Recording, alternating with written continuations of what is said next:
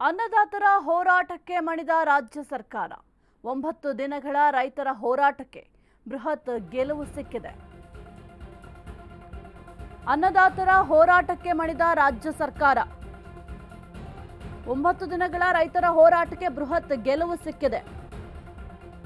ರಾಜ್ಯ ಸರ್ಕಾರದ ನಿರ್ಧಾರವನ್ನ ರೈತರು ಕೂಡ ಸ್ವಾಗತ ಮಾಡಿಕೊಂಡಿದ್ದಾರೆ. 3,300 ರೂಪಾಯಿ ನಿಗದಿ ರೈತರ ಮುಖದಲ್ಲಿ ಈಗ ಮಂದಹಾಸ ಮೂಡಿದೆ. ಸಿಎಂ ಘೋಷಣೆಯ ಬಳಿಕ ಹಿಂದೆ ಸರಿದಿದ್ದಾರೆ ಈ ಒಂದು ಹೋರಾಟದಿಂದ ಅನ್ನದಾತರು. ಪಟಾಕಿ ಸಿಡಿಸಿ ಸಂಭ್ರಮಾಚರಣೆಯನ್ನ ಮಾಡಿದ್ದಾರೆ ರೈತರು. ನಮ್ಮ ಹೋರಾಟಕ್ಕೆ ಸಿಕ್ಕ ಜಯ ಅಂತ ಸಂತಸವನ್ನ ವ್ಯಕ್ತಪಡಿಸಿದ್ದಾರೆ.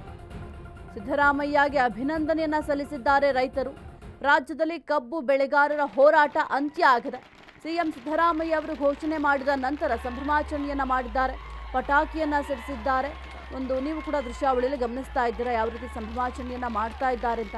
ಸಿಹಿಯನ್ನ ಹಂಚಿ ಪಟಾಕಿಯನ್ನ ಸಿಡಿಸಿ ಸಂಭ್ರಮಾಚರಣೆಯನ್ನ ಮಾಡಿದ್ದಾರೆ. 9 ದಿನಗಳ ಹೋರಾಟಕ್ಕೆ ಸಿಕ್ಕಂತಹ ಪ್ರತಿಫಲ ಇದು ಅಂತ ಸಂತಸವನ್ನ ವ್ಯಕ್ತಪಡಿಸುವ ಕೆಲಸವನ್ನ ಅನ್ನದಾತರು ಮಾಡಿದ್ದಾರೆ.